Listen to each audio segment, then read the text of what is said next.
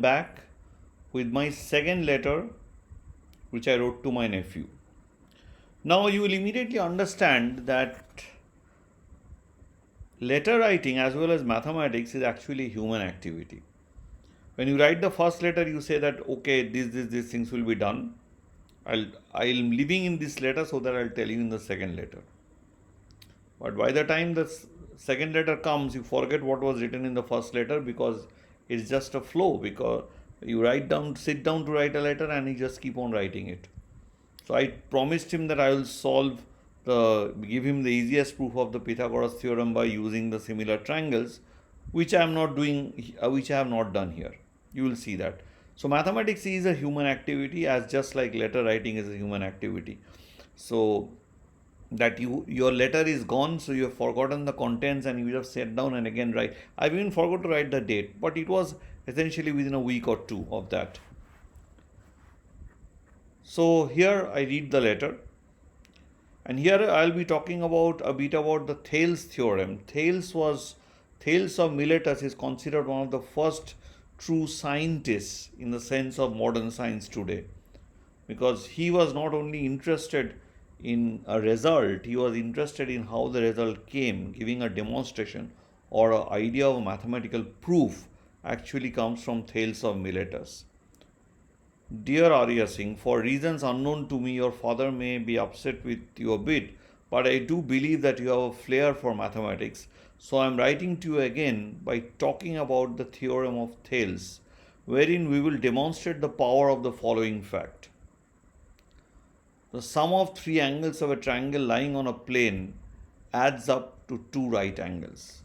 This is one of the most important theorems of Euclid, and it demonstrates the power of his fifth postulate, which is essentially that given a straight line and a point outside it, there can be one line. There can be exactly one line passing through that point and is parallel to the line L.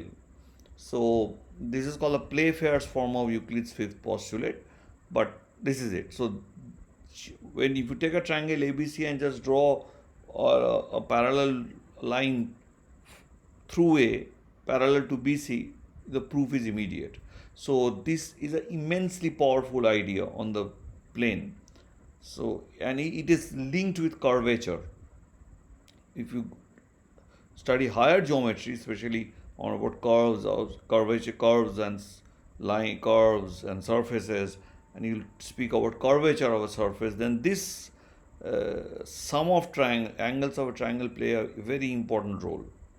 So here it is on the plane. So I have written sum of three angles of a triangle lying on a plane, means a two-dimensional Euclidean plane, adds up to two right angles. In our case, of course, right angle means 2 pi radians or 180 degrees. Thales, often called the Thales of Miletus, he was not only a mathematician but he was a businessman also. By most historical accounts, considered to be the world's first scientist based on how we understand the term today. But what I could gather after looking into several sources, that probably Thales was hanging around on Earth from 624 BCE to 526 BCE, actually before Christ. Nowadays you don't call AD. What was AD is nowadays called Common Era, and anything before the Common Era was BCE, before Common Era. I don't understand much of why maybe that's the convenient way of putting the dates. So anyway, this is just 624 before Christ and up to 526 years before Christ. The key contribution of Thales to mathematics was very beautifully mentioned in the book Beautiful Geometry, a book which a mathematician and artist actually combined to use mathematical theorems to create works of art. Theorems of Euclidean geometry used to create works of art. I've spoken about that book, but one day maybe I can speak on much more detail. But it's the same Elie Mayer, about whom I had spoken earlier, that 4,000 years of Pythagorean theorem, and Jürgen Jost, who is an artist, and that was also published by Princeton University in 2014, which they state as follows. Why Thales was important? Thales was the first to ask not only how a particular problem can be solved, but why it can be solved. And Thales was the first to demonstrate, for example, why the base angles of an isosceles triangle are equal. There are several ways to do it, but let us just use our beloved Pythagoras theorem. So there are many methods of doing it, but let me use our good old Pythagoras theorem. So you see the diagram here. Let triangle ABC be an isosceles triangle, which means AB is equal to AC. Draw a perpendicular from A to BC, touching the side BC in D, intersecting it at D. Now we have two right angles here, triangle ABD and triangle ADC. In triangle ABD, by Pythagoras theorem, we have AB square is equal to AB square is equal to AD square plus BD square. Similarly, in triangle ADC, by Pythagoras theorem, we have AC square equal to AD square plus DC square. So hence, what happens? But AB is equal to AC because the triangle is isosceles. Hence, AB square is equal to AC square. Hence, from the equations 1 and 2, AD square plus BD square is equal to AD square plus DC square. So we cancel out AD square from both sides to get BD square equal to DC square. And hence BD is equal to DC. Excuse me. Hence D is the midpoint of BC because BD is equal to DC. Hence in triangle ADC and triangle ABD, among these two triangles, we have the side AD in common, BD is equal to BC, and the angle ADC and angle ADB both equal to right angles, right? Both equal to 90 degree. So it is under the side angle side rule, we have that these two triangles are congruent in all respects, that they're all the sizes and that they will fit with each other completely. They're all the angles, respective corresponding angles and sides, everything are equal. The side angle side rule actually appears as proposition 4 of Euclid's book 1. When you read through the proof, you will say, oh, how beautiful the proof is. But there is a small thing that one needs to notice. Euclid is essentially telling that you can lift that one triangle and just move it through space and put it on the other triangle. Or maybe you can just push it on the plane and then rotate and fit it with the other triangle. So this transformation or translations or rotations or even lifting, these are not allowed in Euclidean geometry, normal synthetic Euclidean geometry. Nothing, those kind of movements which are not defined because they are changes from one point to another. So some points are moved to some other point. So there is a kind of functional, some mapping. So those things are not there in Euclid's structure. So there is a very tacitly had used that. Essentially, you pick up one triangle and put it on the other triangle and see if they will match if this happens. If the two corresponding sides and an included angle are equal. But nowadays, a modern writer of a text on Euclidean geometry like John Stilwell's 4 Pillars of Geometry, this book calls SAS, the side angle side rule, as an axiom because he feels that it is quite self-evident. You do not need to make a proof of it, but you still can make some proof of it, which I call the paper scissor game. Cut triangle ABC out of a paper such that AB is equal to AC. How will you do it? Take the paper and draw a line AB first of some length, say 5 centimeter. Then take A, then at A, in any direction from A other than AB's direction, draw a line AC with AB equal to AC and join the ends BC and cut out that triangle ABC from the paper.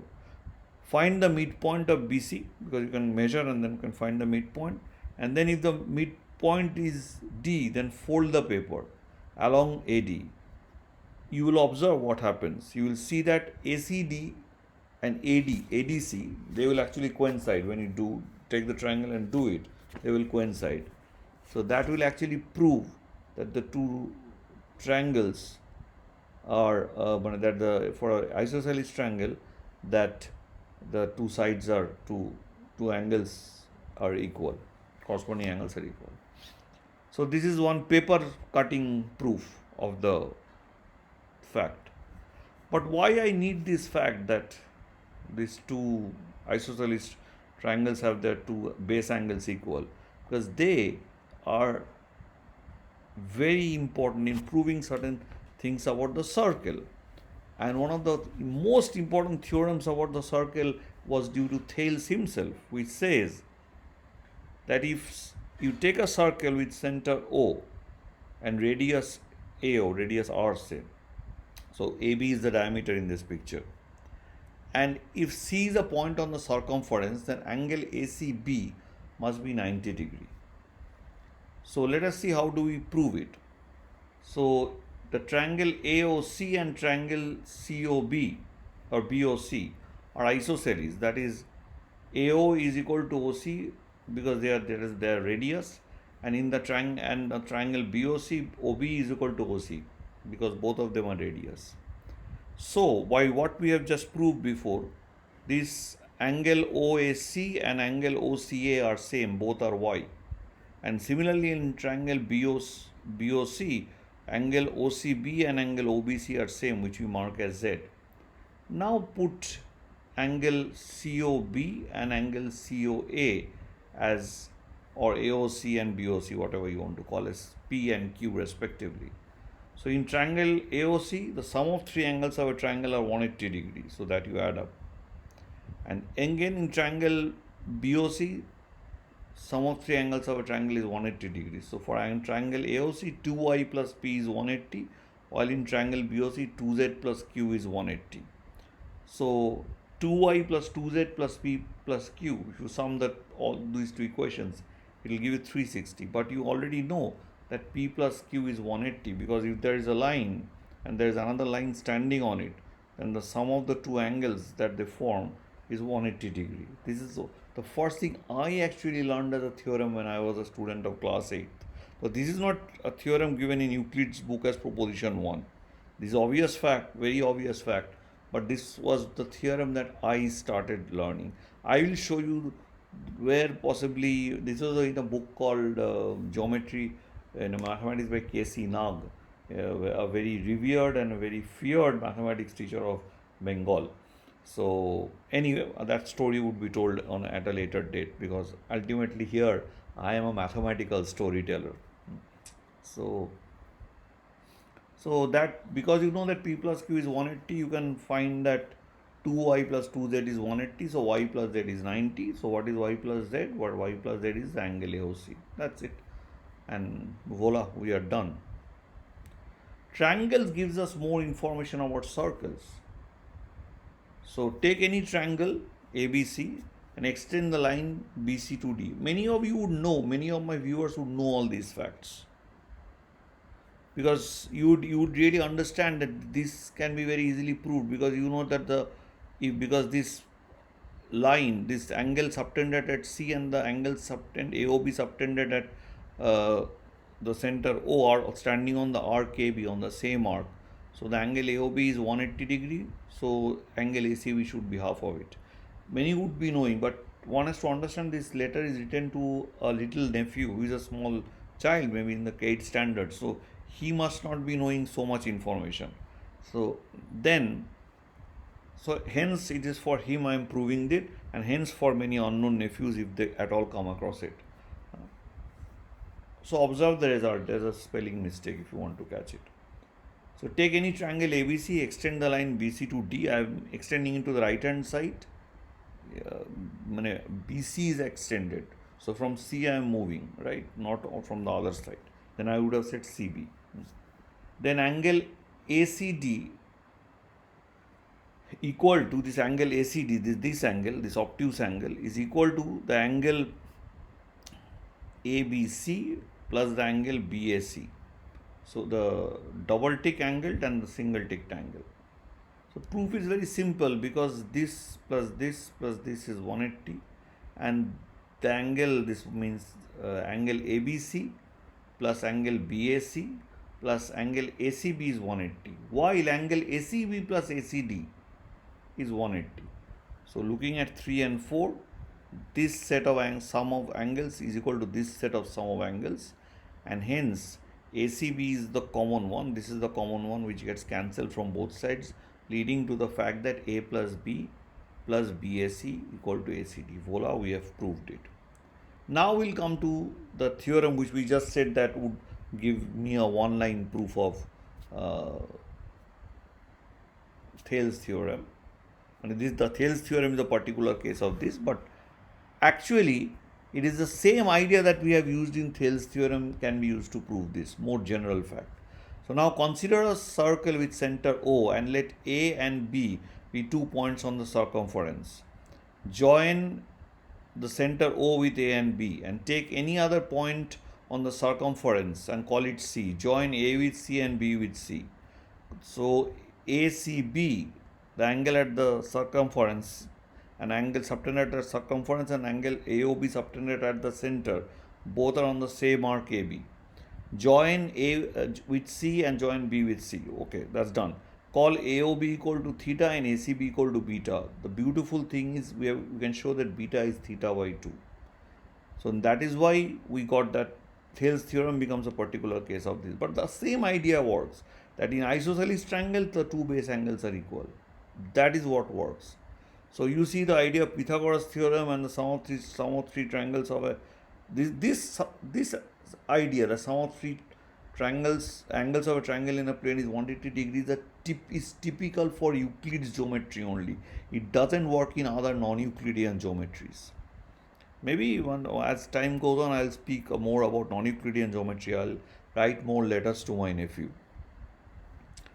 Proof is simple, but I'll do it for you, then ask you 2 questions.